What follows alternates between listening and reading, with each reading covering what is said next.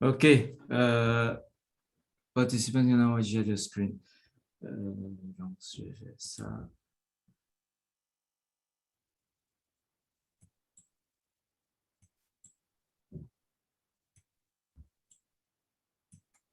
Voilà. Donc, ce que nous allons faire aujourd'hui donc pour le message, j'espère que vous allez voir le PowerPoint bien. Donc, ce sera la suite de ce qu'on avait commencé il y a donc 2 semaines de cela. L'iniquité, si vous vous rappelez, au temps de la fin, l'iniquité se sera accrue. Et puis Jésus donc nous avons lu donc ce verset-là en version parole vivante, comme les gens vivant de plus en plus sans foi ni loi. Il y a quelqu'un, son micro est allumé. Sans foi ni loi, et que le mal fera de progrès en progrès.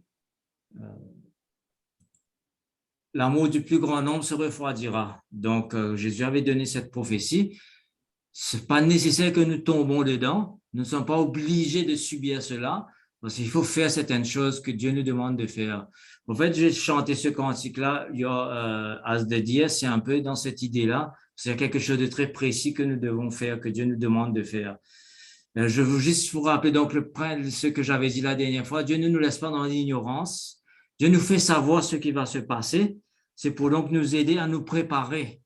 C'est pas pour avoir une connaissance toute spéciale, pour faire grand noir, pour un éclairage, une sagesse extraordinaire, pas du tout. Mais c'est pour nous aider à nous préparer. Et c'est pour prendre des décisions qui sont nécessaires dans nos vies, afin que nous puissions donc être prêts et ne pas être surpris quand ces choses vont arriver. Donc, c'est pour ça que j'avais écrit. Donc, nous ne devons pas être surpris et ne pas nous laisser décourager, parce que les choses vont s'empirer. Malheureusement, comme nous voyons déjà, comme les choses ne vont pas bien du tout, ça ne va pas s'améliorer. Nous vivons dans un monde de plus en plus difficile et les choses ne vont vraiment pas s'améliorer. Donc, on peut être emporté ou on peut être noyé dans des circonstances. On peut se laisser emporter par tout ce qui va se passer ou on peut tenir ferme. C'est à nous, c'est à vous et moi donc de nous préparer, de faire le choix. Nous avons vu donc ce verset, nous avons vu la dernière fois. Donc, nous avons vu ce que c'est que l'iniquité. Donc, l'iniquité va se passer de 2 façons. La première façon, c'était une désobéissance personnelle.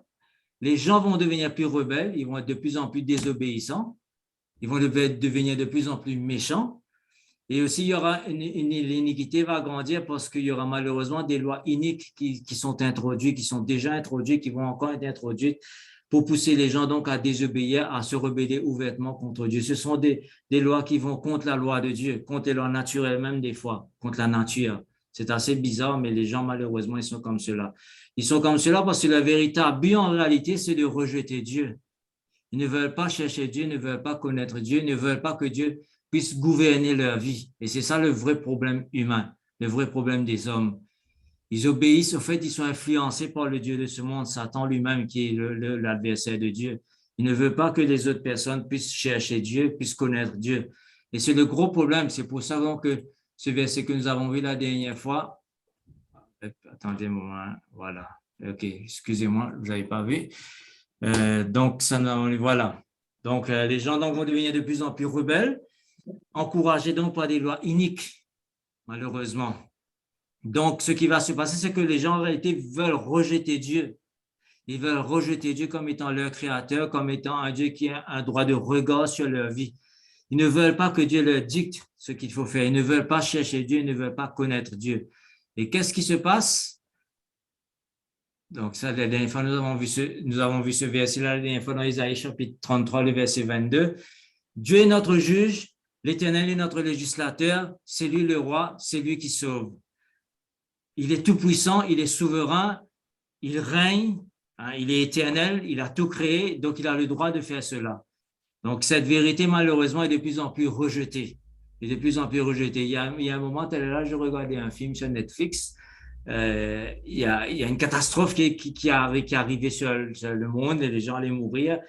Quelqu'un a dit, vous ne voyez pas que c'est la main de Dieu? Dieu est en train d'utiliser le feu pour détruire, comme il a utilisé le feu sur l'autel, il a utilisé le feu pour détruire Sodome, il a utilisé le feu dans le buisson ardent. Et puis, il y a une autre personne très intelligente lui a répondu, mais ce sont des fables. Ce sont des mythes, toutes ces histoires-là. Tu crois dans ces affaires-là? Vous voyez, les gens en réalité raisonnent comme ça. Les gens raisonnent comme ça aujourd'hui. La Bible est un mythe. Tout ce qui est à raconter dans la Bible, ce sont des histoires. Ce sont ce qu'ils appellent des fabulations. Pour eux, ce sont des histoires racontées aux enfants le soir. Les gens ne veulent plus croire, ne veulent plus rechercher Dieu, au moins le vrai Dieu. Ils sont subjugués, ils sont aveuglés sous l'emprise du Dieu de ce monde. Nous avons vu ce verset-là la dernière fois. Donc, Dieu est le seul juge, le législateur. Ouais, OK. Donc, Dieu a un droit absolu sur toute la création, comme nous avons reçu le psaume 24, le verset 1. Donc, la terre, Dieu l'a créée. Tout ce qui est sur la terre et tous les habitants qui habitent donc sur la terre appartiennent à Dieu. Donc, c'est Dieu qui doit dicter, qui doit dire aux hommes comment ils devront vivre pour vivre bien, pour vivre heureux et surtout pour accomplir ce pourquoi ils ont été créés, pour être en communion avec Dieu. Mais si nous ne faisons pas les choses à la manière de Dieu, comment est-ce que nous pouvons être en communion avec lui? C'est impossible. Nous ne pouvons pas être en communion avec Dieu selon nos propres termes. Il faut que ce soit selon les termes de Dieu, selon l'alliance que Dieu fait avec nous par Jésus-Christ, et non pas notre propre alliance que nous nous faisons. Et puis nous avons vu ce verset-là. En fait, ce verset-là, c'est la clé. Romains chapitre 1er, le verset 28 à 32. J'ai souligné cette phrase, comme ils ne se sont pas souciés de connaître Dieu. C'est cela la clé. Les hommes ne veulent pas connaître Dieu. Les hommes ne veulent pas rechercher Dieu. Qu'est-ce qui se passe? Dieu les livre à leur sens réprouvé pour commettre des choses indignes. Dieu les livre à leur propre nature humaine, qui est méchante, qui est paresseuse, qui est cupide, qui est envieuse, qui est jalouse, qui est brutale, qui est égoïste. Hein? La nature humaine est comme ça. Il n'y a qu'à voir autant de crises, comment les hommes agissent et réagissent aujourd'hui. C'est la nature humaine qui éclate en plein jour. Parce que c'est ce que nous sommes, c'est ce que les hommes sont. Parce qu'ils ne se sont pas livrés, parce qu'ils ne se sont pas donc souciés de connaître Dieu. Dieu les a livrés à leur propre nature. OK, vous allez j'ai de plus en plus mal. Vous allez vivre de plus en plus dans le mensonge, dans les difficultés, dans l'arrogance. Verset 30, il nous dit, verset 29, étant rempli de toute espèce d'injustice, de méchanceté, de cupidité, de malice, plein d'envie, de meurtre, de querelle, de ruse, de malignité, rapporteur, médisant, impie, arrogant, hautain, fanfaron, ingénieux, mal, rebelles à leurs parents. Rebelles à leurs parents. C'est ce qui, vous savez, avec toutes les lois qu'on passe aujourd'hui, qu'on a commencé à passer il y a quelque temps, depuis les années 60, où l'autorité parentale est de plus en plus réduite. Qu'est-ce qui se passe? Les enfants deviennent de plus en plus rebelles. Et c'est la société qui paye les prix, qui souffre, où il y a de plus en plus de méchanceté, de plus en plus de mal qui règne malheureusement à cause de cela. Dépourvu d'intelligence, de loyauté, d'affection naturelle. L'affection naturelle en commençant dans la famille que nous allons parler dans un moment, qui est en train de se dégrader. La société souffre à cause de cela. Les gens n'ont plus de miséricorde, il n'y a plus de grâce, il n'y a plus de compréhension. Les gens maintenant, en colère vite, sauver vite maintenant. Pour n'importe quoi, quand il y a un couteau, et pique un dimoun. C'est comme ça maintenant. Les gens ne veulent plus comprendre, ne veulent plus se laisser faire, ne veulent plus se laisser marcher sur le pied, comme on dit. Et bien qu'ils connaissent le jugement de Dieu, déclarant dignes de mort ceux qui commettent de telles choses, non seulement ils les font, mais ils approuvent ceux qui les font. Et les grands, les grandes têtes pensantes, ceux qui sont en autorité, ceux qui font les lois, ben, au lieu de dire c'est mauvais, ils disent non, on va faire des lois pour vous encourager à continuer à faire cela. Ne vous en faites pas tant que vous vous sentez bien dans votre peau, continuez à le faire. C'est ce qui se dit maintenant, malheureusement. Donc, une des premières conséquences visibles donc, de cet état d'esprit, refuser de connaître Dieu, c'est ce qui se passe, c'est qu'il y a une dislocation dans la cellule familiale. Comme Dieu l'a voulu, en tant que notre créateur, comme c'est lui qui a créé la famille, il y a une dislocation aujourd'hui. Les hommes ont redéfini c'est quoi une famille. C'est le premier endroit où l'iniquité a commencé, va continuer à faire des ravages. C'est ce qui se passe. L'amour entre les membres de la cellule familiale est en train de se dégrader. Elle se refroidit, elle disparaît. Elle va devenir vraiment très, très, très, très difficile. Elle va devenir très étatique. Le gouvernement va même peut-être légiférer comment aimer dans la famille, à sa façon, bien sûr. Il y a de moins en moins d'amour vrai dans les familles maintenant. Cette situation donc va, et malheureusement, ça peut déteindre sur les croyants. Et comme Jésus-Christ a dit, parce que l'iniquité va augmenter, l'amour d'un plus grand nombre va se refroidir. Donc, cette situation peut déteindre, mes frères, sur votre vie, sur ma vie.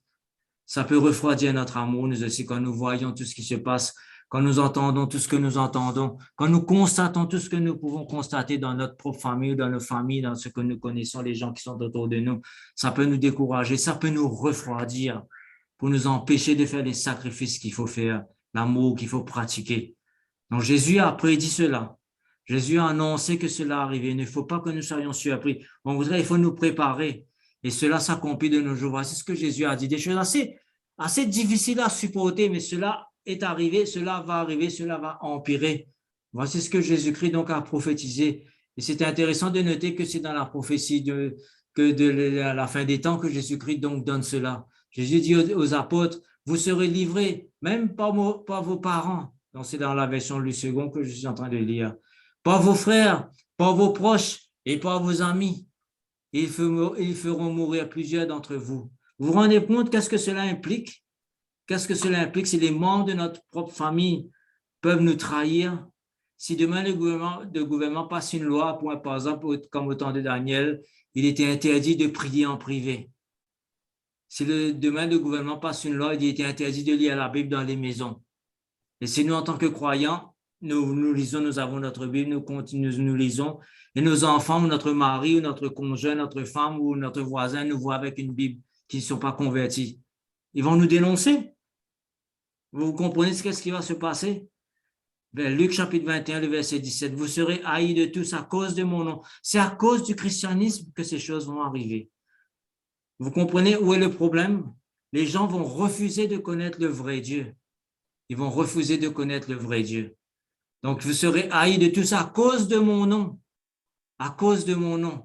Ils seront très lignants, ils seront très, comment vous dire là, très faciles si vous voulez, ils vont accepter toutes les autres religions, ils vont accepter tous les autres dieux si vous voulez. Mais le Père de notre Seigneur Jésus-Christ, Jésus-Christ lui-même, ils vont refuser de connaître. Marc chapitre 13, verset 12, le frère livrera son frère à la mort et le Père son enfant. Le Père va livrer son enfant. Les enfants se soulèveront contre leurs parents et les feront mourir. C'est Jésus-Christ qui parle. Vous serez haïs de tous à cause de mon nom. À cause de mon nom. Vous vous rendez compte qu'est-ce qui va se passer au temps de la fin? Qu'est-ce qui est en train de se passer?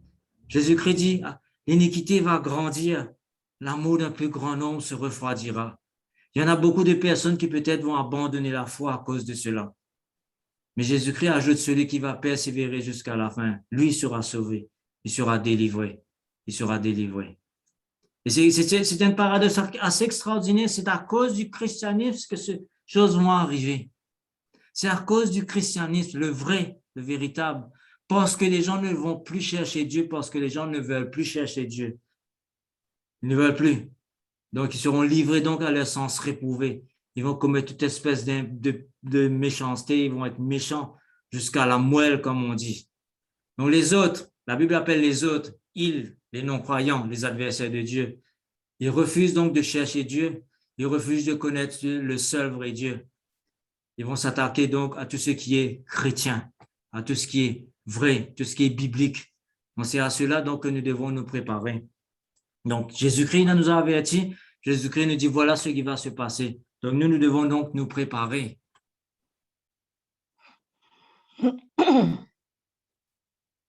Qu'est-ce qu'il faut faire? Que pouvons-nous faire? Qu'est-ce que nous devons faire?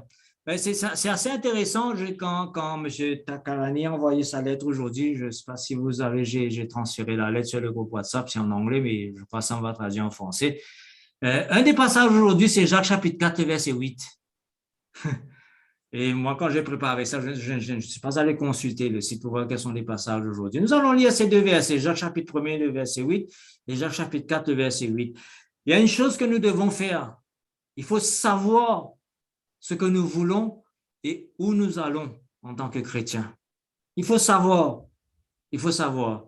La Bible va utiliser ce terme, il faut être résolu dans son esprit. Il faut être déterminé. Les gens, comme nous avons vu, je vais vous montrer, retourner à ce verset, c'est ici.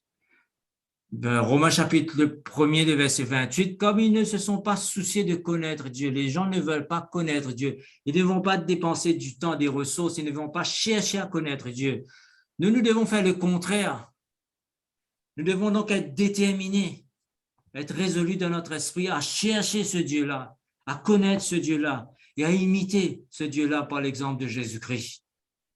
Il nous faut donc suivre l'exemple de Jésus-Christ face à l'adversité, ce que Jésus-Christ a fait.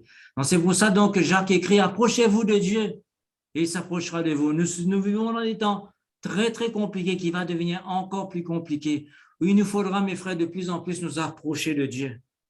Sincèrement, vraiment, dans la prière, dans la communion fraternelle, dans le partage, dans le pardon, dans notre adoration, dans notre communion fraternelle. Il faut nous approcher de Dieu. Et Jacques ajoute, nettoyez vos mains, purifiez vos cœurs, hommes irrésolus ou hommes doubles d'esprit, on peut dire aussi. Donc, il ne faut pas être dupe, il ne faut pas être dupe, pardon, excusez-moi, il ne faut pas donc être dupe. Il faut être simple, il faut être droit, il faut être résolu. Et Jacques chapitre 1er, le verset 8, comme Jacques disait donc que celui qui manque de sagesse, qu'il demande.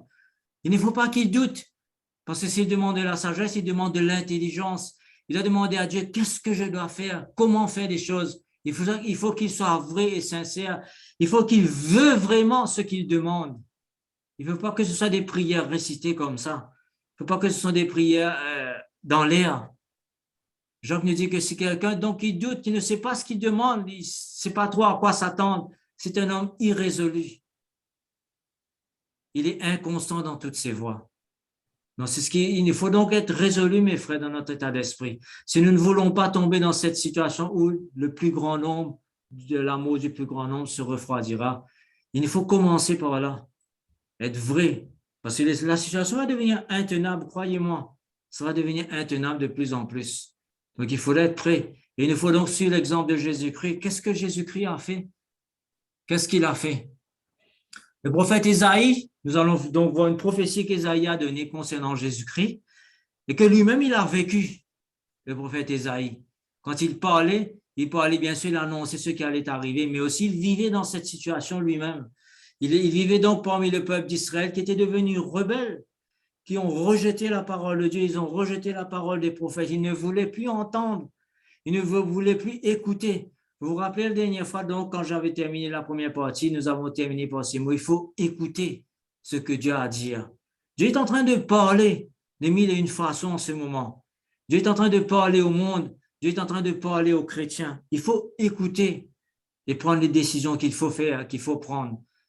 Donc, le peuple d'Israël ne voulait pas entendre, ne voulait pas écouter la parole de Dieu. Mais lui, pratiquement seul, il était déterminé à ne pas suivre cet exemple-là de ce peuple rebelle, inique. Et en même temps, donc, quand il a donné sa prophétie, donc il a prophétisé sur le serviteur de Yahweh, Jésus-Christ par la suite qui allait venir, ce que Jésus-Christ allait faire, qui va nous servir donc comme exemple. Et l'attitude donc que Jésus-Christ a eu face à l'adversité, les difficultés et les adversaires, donc les personnes qui causent des difficultés. Rappelez-vous ce principe, comme j'avais dit la dernière fois, le mal n'existe pas par lui-même. Il n'existe pas dans l'air. Ça n'existe pas. Le mal utilise des instruments. Ce sont des hommes. Ce sont des hommes, ce sont des humains. Et bien sûr, souvent influencés par Satan, par l'adversaire, et par ses anges déchus, par les démons, par le diable, et par les hommes qu'il a placés, donc en nos lieux bien placés, etc. Donc, il va utiliser ces gens donc, pour accomplir le mal. Donc, Jésus-Christ donc, a dû faire face aux difficultés, mais aussi aux gens qui causaient les difficultés. C'est pour ça donc qu'il nous faut être sur nos gardes et nous préparer, nous aussi. Donc, c'est ce qu'Ésaïe donc, a prophétisé. Qu'est-ce qu'il a prophétisé? Ésaïe, le chapitre 50, le verset 4 à 10. Le verset 4. Le Seigneur l'Éternel m'a donné une langue exercée pour que je sache soutenir par la parole celui qui est abattu. Il éveille chaque matin, il éveille mon oreille pour que j'écoute comme écoute des disciples. Ils entendent parler de Jésus-Christ, mais il parle aussi pour lui-même. Le Seigneur l'Éternel m'a ouvert l'oreille et je n'ai point résisté. Je ne me suis point retiré en arrière. Jésus-Christ a écouté. Il a reçu les paroles de Dieu. Chaque jour, il allait dans la communion avec son Dieu pour recevoir les paroles. Ésaïe aussi a fait la même chose. Le verset 6. J'ai livré mon dos à ceux qui me frappaient. Donc là, il parle de Jésus-Christ pour sa flagellation. Et mes joues à ceux qui m'arrachaient la barbe. Je n'ai pas dérobé mon visage aux ignominies et aux crachats. Jésus-Christ a subi la honte. Il n'a pas résisté à ceux qui lui faisaient du mal parce qu'il faisait la volonté de son Père. Il a persévéré. Comme lui-même, il a dit, ceux qui vont persévérer jusqu'à la fin seront sauvés face à toutes les trahisons, à toutes les difficultés, à tous les complots, tout ce qui va se passer, avec tout ce qui va se passer dans les familles. C'est ce que nous avons lu dans quelques versets de cela. Donc Jésus-Christ lui-même, il a résisté à l'ignominie. Il ne s'est pas retiré, il ne s'est pas caché, il n'a pas dit non, non, non, je ne veux pas. Il s'est laissé faire. Il a continué à obéir à son Dieu. Le verset 7, mais le Seigneur l'Éternel m'a secouru. Ça, c'est un verset très important. Dans toutes ces difficultés, il faut, mes frères, penser et croire que nous ne sommes pas seuls si nous persévérons, si nous savons où nous allons, si nous cherchons du secours auprès de Dieu. Comme Isaïe lui-même l'a dit, donc l'Éternel m'a secouru. Il était seul dans cette situation. Mais il a dit, le Seigneur l'Éternel m'a secouru, Yahweh m'a secouru. C'est pourquoi je n'ai point été déshonoré. C'est pourquoi j'ai rendu mon visage semblable à un caillou. Voilà ce qu'il faut, mes frères, comme Jacques nous a dit. Être résolu dans son esprit, être déterminé.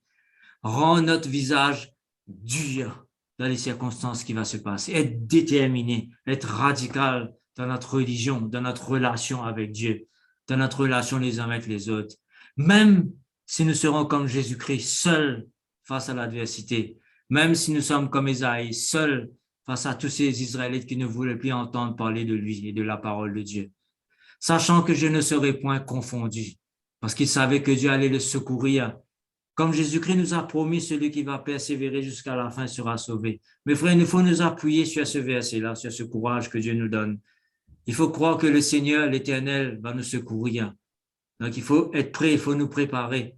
Il faut donc commencer à être résolu. Le verset 8, celui qui me justifie est proche. Qui disputera contre moi? Comparaison ensemble. Qui est mon adversaire? Qui s'avance vers moi? Celui qui est justifié, celui qui me justifie est proche. Parce que, comme Paul dit dans Romains, c'est Dieu qui justifie. C'est Dieu qui justifie. Qui c'est qui peut condamner ceux qui justifient? Les gens vont dire ce qu'ils veulent, ils vont nous trahir, ils vont nous condamner, ils vont nous vendre, ils vont nous faire beaucoup de choses, ils vont dire beaucoup de choses contre nous. Mais c'est Dieu qui justifie. Il faut croire en cela. Verset 9, voici le Seigneur l'Éternel me secourra. Qui me condamnera? Voici, ils tomberont tous en lambeaux comme un vêtement, la terre les dévorera. Quiconque parmi vous craint l'Éternel. Là, Isaïe donc lance ce cri maintenant vers les Israélites, comme Dieu le lance envers nous aujourd'hui, comme Jésus-Christ l'a lancé envers les pharisiens. Quiconque parmi vous craint l'Éternel, vous dites craindre l'Éternel, qu'il écoute la voix de son serviteur, qu'il écoute ce que Isaïe est en train de leur dire, qu'il écoute ce que Jésus-Christ est en train de nous dire, qu'il écoute la voix de son serviteur. Quiconque marche dans l'obscurité et manque de lumière, qu'il se confie dans le nom de l'Éternel et qu'il s'appuie sur son Dieu. Nous sommes dans les ténèbres en ce moment. Le monde est dans les ténèbres et Paul nous dit dans Philippiens, nous devons briller dans ce monde de ténèbres. Donc nous devons nous confier en Dieu, lui faire confiance, ne pas nous laisser abattre, ne pas continuer à suivre ce que les autres font. Il ne faut pas rester dans cette ténèbre ou marcher dans les ténèbres des autres. Il faut marcher donc à la lumière de la parole de Dieu. Nous pouvons comparer cela donc à Hébreux chapitre 12, parce que comme nous avons vu donc ce qu'Isaïe a dit, le verset 6, et à aimer jour à ceux qui m'arrachaient la barbe, je n'ai point dérobé mon visage aux ignominies, à la honte et au crachat. Quand on crachait quelqu'un, c'est qu'on lui exprimait du mépris, c'est qu'on le rejetait ouvertement. Jésus-Christ a suivi cela, il a suivi cela. Donc c'est ce qu'il a fait, c'est ce que Paul nous dit dans Hébreux chapitre 12, le verset 1er, c'est toujours la version parole vivante. OK. C'est pourquoi nous qui sommes environnés d'une foule de témoins, donc c'est-à-dire les témoins de Hébreux chapitre 11, débarrassons-nous de tout ce qui alourdit notre marche, en particulier du péché qui nous saigne de tous côtés et enlace si facilement. Nous pouvons tomber facilement dans la désobéissance, dans la rébellion, nous aussi.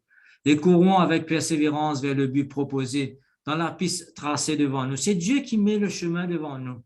C'est Dieu qui nous propose le chemin à suivre. C'est Dieu qui nous donne ses commandements. C'est Dieu qui nous montre la vie à vivre. Ce n'est pas nous qui choisissons cela. Gardons les yeux fixés sur Jésus dans cette cause de la foi. Il est notre chef de file et nous mènera au but parce qu'il avait en vue la joie qui lui était réservée. Il y a beaucoup de débats encore sur cette traduction. Littéralement, c'est anti, c'est le mot anti qui veut dire à la place de. En fait, ce qui se passe, c'est que Jésus-Christ a renoncé à la place qu'il avait, à la joie qui lui était déjà sien, à la joie qui lui appartenait déjà, à la vie qu'il avait. Il a renoncé à cela.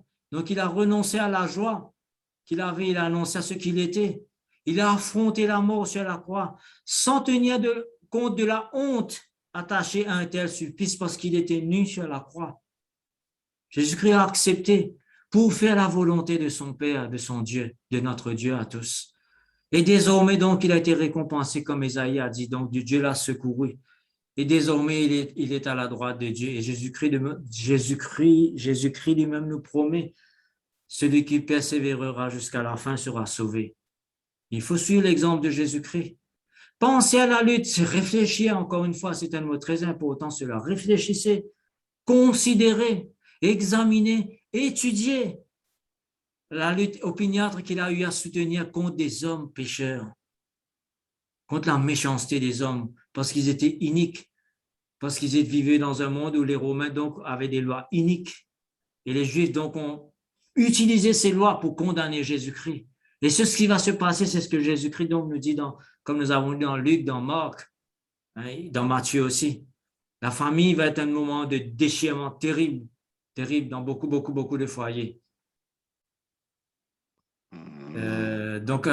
Pensez donc à la lutte opiniâtre qu'il a eu à soutenir contre des hommes pécheurs, à la manière dont il a supporté leur hostilité.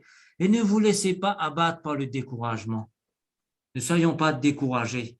Jésus-Christ a passé par ce chemin-là. Beaucoup, beaucoup de martyrs avant nous ont passé. Beaucoup de disciples, beaucoup de chrétiens ont passé par ce chemin-là. Beaucoup ont supporté, beaucoup ont persévéré jusqu'à la fin. Jusqu'à nos jours, il y a beaucoup de martyrs. Il y en a malheureusement qui ont abandonné. Il y en a qui ont abandonné.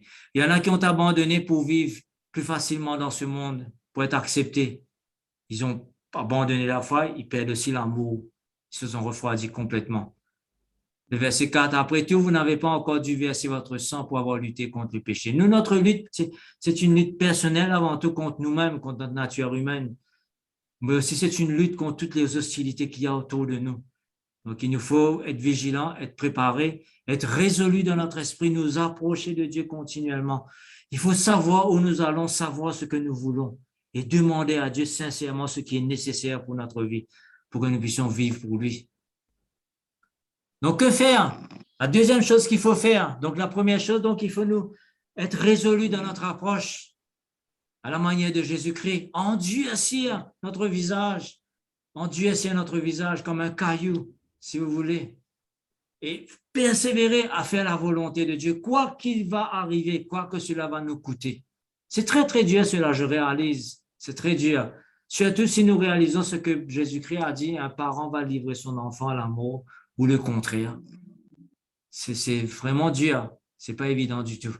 La deuxième chose qu'il faut faire pour ne pas nous laisser refroidir dans notre agapé, dans l'amour que nous devons avoir, il faut donc maintenir, demeurer dans cet amour. Vous vous rappelez, nous avons fait un message sur Jude. Maintenez-vous dans l'amour de Dieu. C'est un peu dans le même état d'esprit, ce que Jésus-Christ nous dit. Qu'est-ce que Jésus-Christ a fait? Dans Jean chapitre 15, du verset 9 à 15 que nous allons lire maintenant. C'est pour ça donc que nous avons chanté ce cantique à dire, c'est pour un peu, c'est ce que Jésus-Christ nous dit ici. Nous allons lire donc Jean chapitre 15, verset 9 à 15. Comme le Père m'a aimé, je vous ai aussi aimé. Demeurez dans mon amour.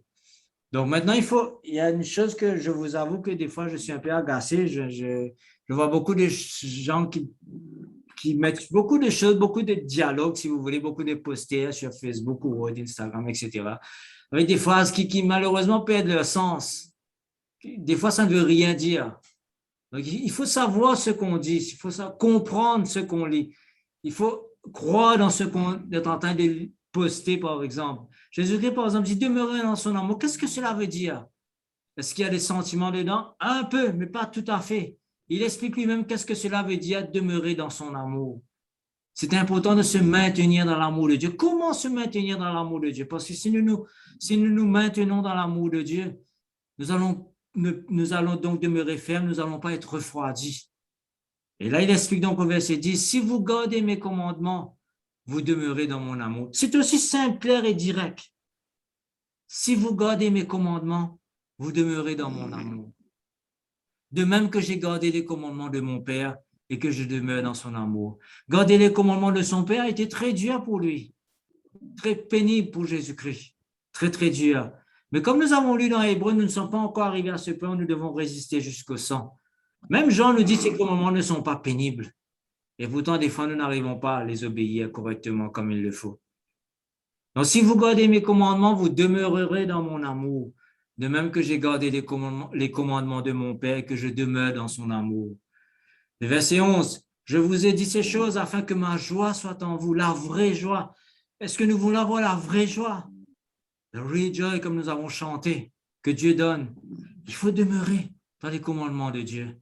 Il faut demeurer dans l'amour de Dieu. Il faut obéir à ce qu'il nous commande, afin que votre joie soit parfaite.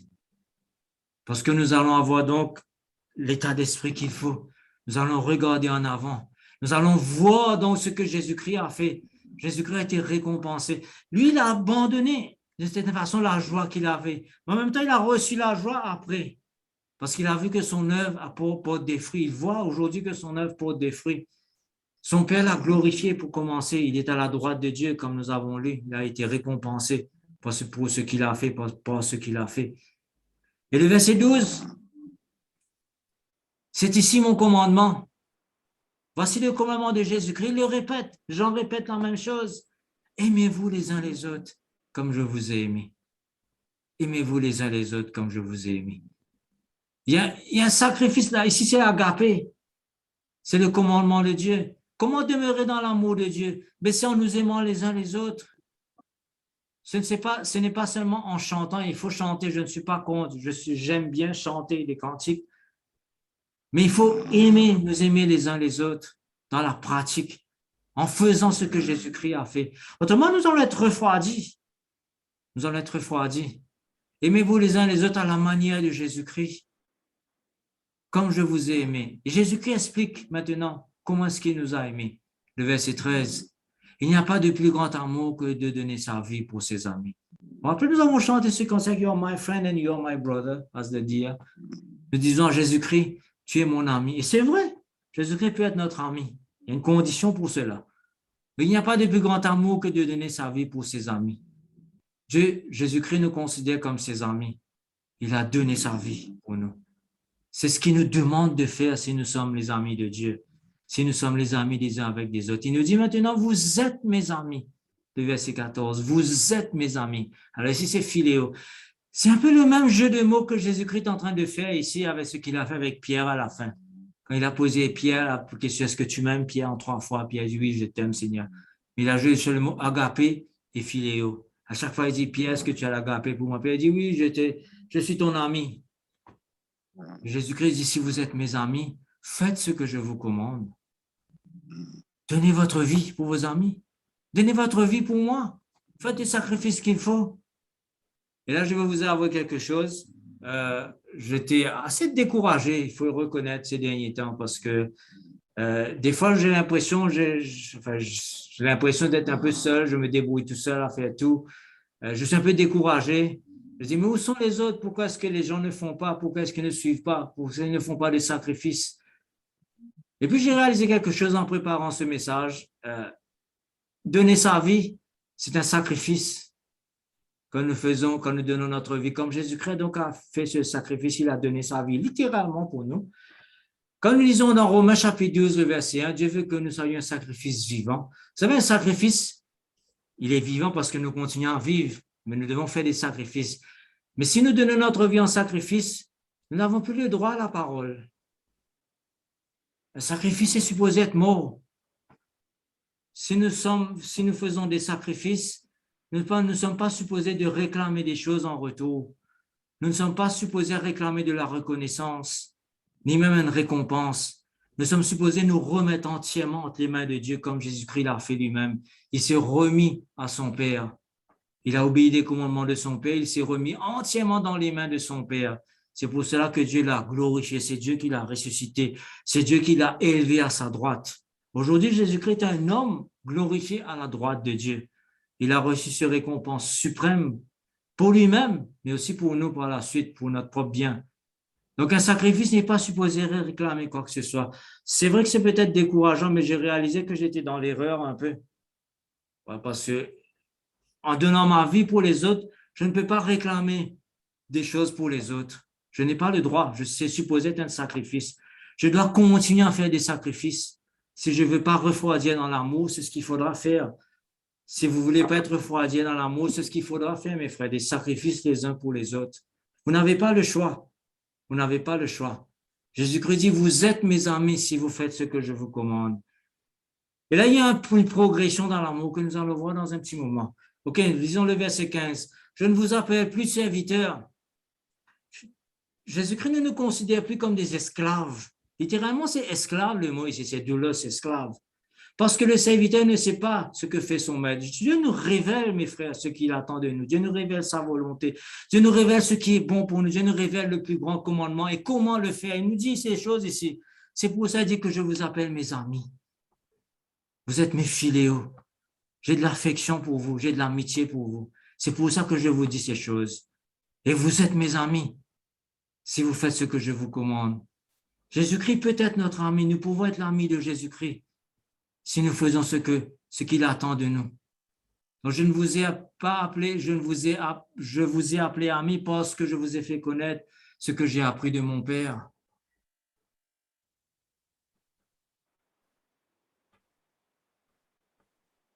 Donc, nous devons donc, mes frères, nous maintenir dans l'amour de Dieu.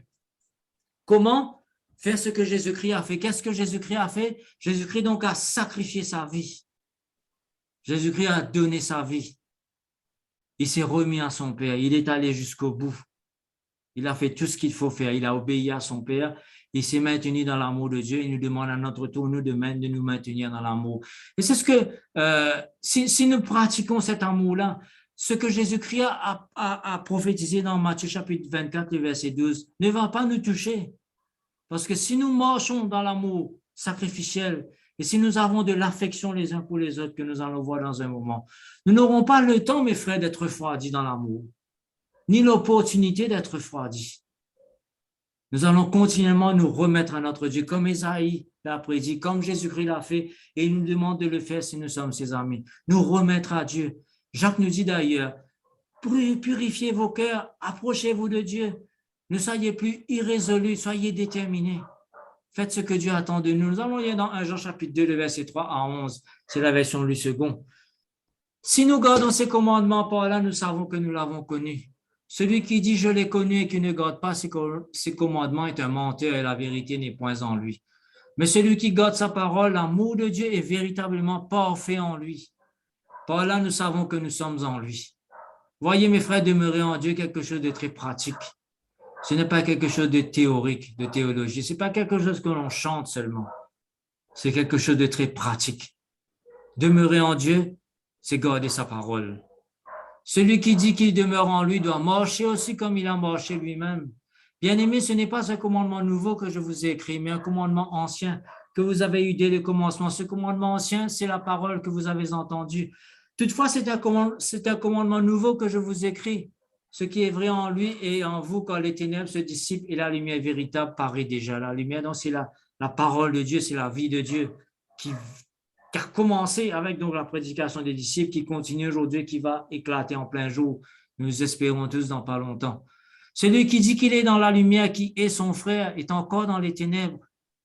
Celui qui aime son frère demeure dans la lumière et aucune occasion de chute n'est en lui. Mais littéralement, c'est celui qui aime son frère ne risque pas de tomber. Ne risque pas de tomber. Mais celui qui est son frère est dans les ténèbres. Il marche dans les ténèbres et il ne sait où il va parce que les ténèbres ont aveuglé ses yeux. Et cette personne, c'est la personne donc qui est tombée dans la prophétie du Matthieu 24, verset 12. Son amour s'est complètement refroidi. Il marche dans les ténèbres, il marche dans l'iniquité. Il fait ce qu'il veut. Et c'est ce qui est en train de se passer, c'est ce qui va s'amplifier dans ce monde, c'est ce qui va encore arriver encore de plus en plus. Mais encore une fois, si nous faisons ce que Dieu attend de nous, comme nous avons eu dans les versets précédents, nous ne sommes pas obligés de tomber dans cette prophétie-là, nous aussi. Donc, l'antidote contre le refroidissement de l'amour dans notre cœur, c'est Jean chapitre 15, verset 13-14 que nous avons déjà lu. Celui qui sacrifie sa vie pour ses amis donne la preuve la plus, ça c'est la version parole vivante, donne la preuve la plus convaincante de son amour. Personne ne peut avoir un amour plus grand. Mes amis, c'est vous, dans la mesure où vous faites ce que je vous commande. Qu'est-ce qui se passe ici? Mes frères, l'amour agapé, nous devons tous l'avoir les uns pour les autres, pour un non-croyant, pour un croyant. Il faut avoir l'amour sacrificiel. Il faut pratiquer l'amour. Mais l'amour philéo, les amis, c'est pour ceux qui sont dans la maison de la foi. C'est pour ceux qui connaissent Dieu. C'est pour ceux qui recherchent Dieu. Il faut progresser de l'amour agapé vers l'amour philéo dans notre vie. Il faut avoir, mes frères, de l'affection dans nos actions. Il faut avoir de l'affection dans notre sacrifice. Il faut avoir des sentiments. Il ne faut pas rester simplement dans l'amour agapé. Comme Dieu nous commande d'aimer nos ennemis, nous ne sommes pas obligés d'avoir de l'affection pour eux. Nous devons faire quand même des choses pour eux, leur donner à manger et à boire. Il nous dit de le faire. Je ne sais pas si vous commencez à saisir tout le sens de ce que Paul a écrit dans 1 Corinthiens chapitre 13. Paul écrit, nous pouvons donner notre vie pour les autres, nous pouvons donner à manger, donner tout ce qu'il faut, nous même donner notre vie en sacrifice. Mais s'il n'y a pas l'amour, ça ne sert à rien. Ça ne sert à rien. Pour les croyants, pour les uns, pour les autres, pour ceux dans la maison de la foi, il nous faut, mes frères, avoir de l'amitié, de l'affection. Ce sera un peu plus facile peut-être pour faire les sacrifices. Donc, il faut avoir des sentiments les uns pour les autres dans notre vie chrétienne, dans nos foyers chrétiennes. Il faut avoir des sentiments, faire les sacrifices qu'il faut. Des fois, ce sera pénible. Des fois, comme on nous dit en créole, pèse néné, bois du ville. OK. Mais à la longue, il faut faire ce que Jésus-Christ a dit à Pierre à la fin. OK, Pierre, paie mes brebis. Fais le travail qu'il faut faire, mais avec amour, le vrai. Et Pierre donc a appris lui-même donc à pratiquer le sacrifice. Il a aussi appris donc à aimer. Lui-même d'ailleurs, il écrit dans sa lettre les progressions. Je ne sais pas si vous vous rappelez un Pierre chapitre 1er, où il progresse. Donc il faut grandir. Qu'est-ce qu'il faut ajouter à la foi? Et il termine à la fin, il dit, à l'amour, il faut ajouter l'amour fraternel. La finale, c'est l'amour fraternel, philéo. C'est ce que Dieu attend de nous. C'est l'antidote, si vous voulez. C'est ce que Jésus-Christ a fait. C'est parce qu'il nous a aimés. Il avait de l'affection pour nous. Donc, il a donné sa vie pour nous. Il demande de faire la même chose. Mais pour pouvoir faire cela, mes frères, nous devons accrocher à Dieu. Il faut savoir où nous allons être résolus dans notre esprit et pratiquer donc cet amour.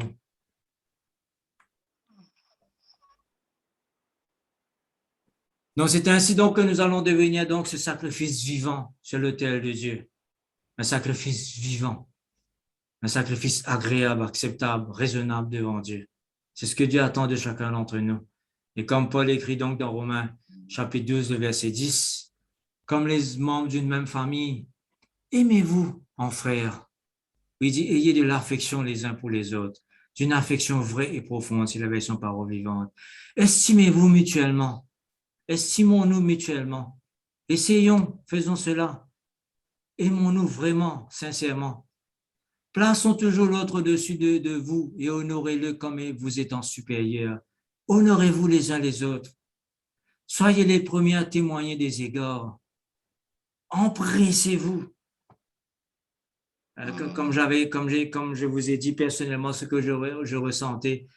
Des fois, nous attendons, j'attends que les autres fassent la première chose.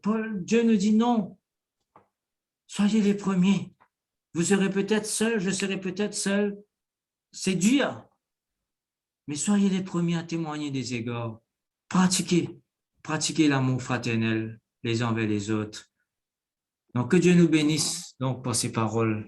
J'espère que cela va vous aider à réfléchir donc sur le sens de notre appel, sur le sens de ce que Jésus écrit dans Matthieu chapitre 24, verset 12, et la solution qu'il nous donne. Donc, que Dieu nous bénisse et progressons tous donc dans l'amour. Amen. Amen. Amen. J'espère que vous n'avez pas été choqués. Non. Je vais arrêter le recording.